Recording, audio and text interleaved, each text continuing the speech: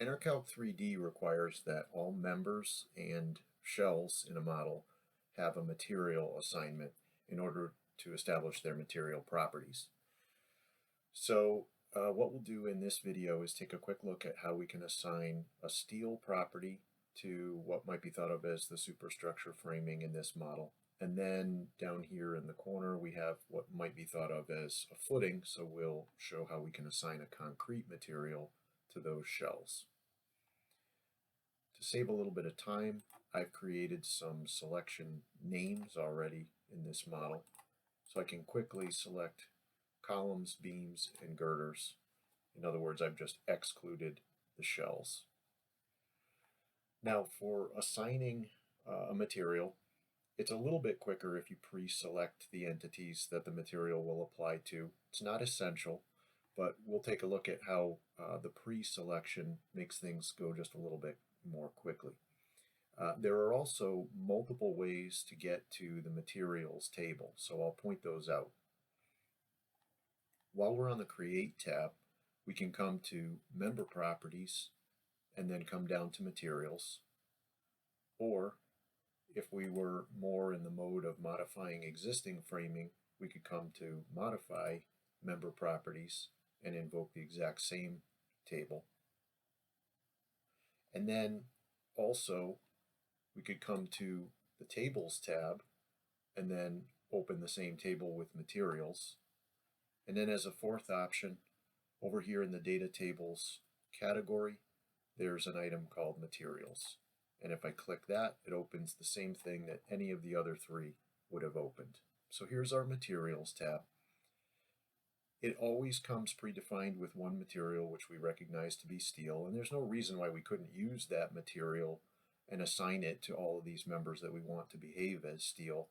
I prefer to do things in a more explicit way so that down the road I have a more clear reference as to exactly what that material is, rather than trying to remember what the meaning of the word default is.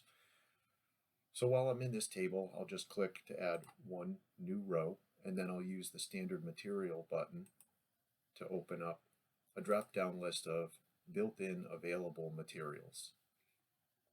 I'll choose the A992 grade 50 steel, and then I'll say OK, and that creates this new material in the table.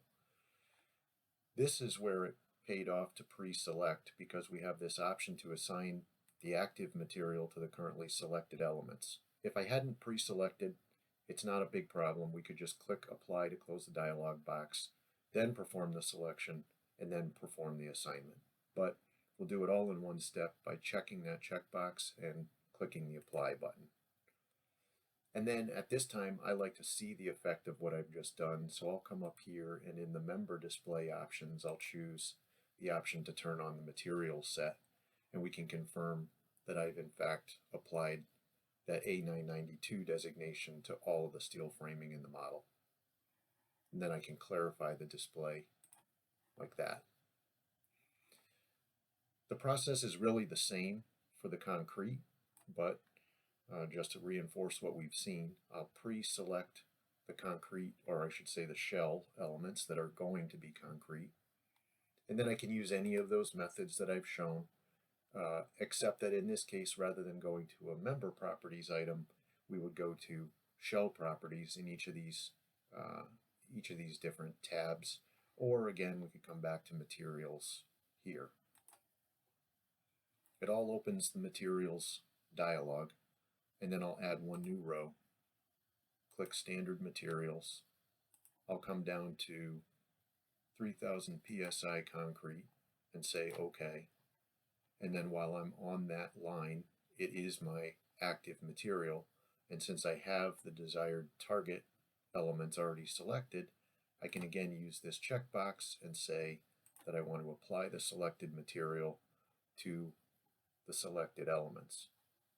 And then last, to confirm, I can come up to my shell display options and choose the option to turn on the material set and just confirm that I've got concrete, and it's the 3 KSI concrete that I wanted.